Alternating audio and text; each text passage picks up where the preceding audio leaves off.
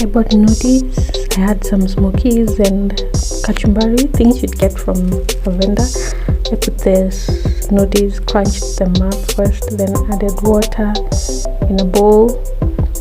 This was boiled water. Don't let them sit too long because they'll be sticky, gooey. So I added some flavors, black pepper, and then after that I cut in my smokies.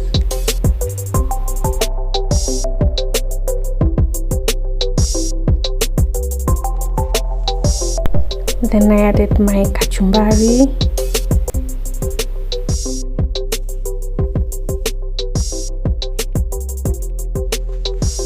You can add your preferred sauce, and then I had mine with black tea.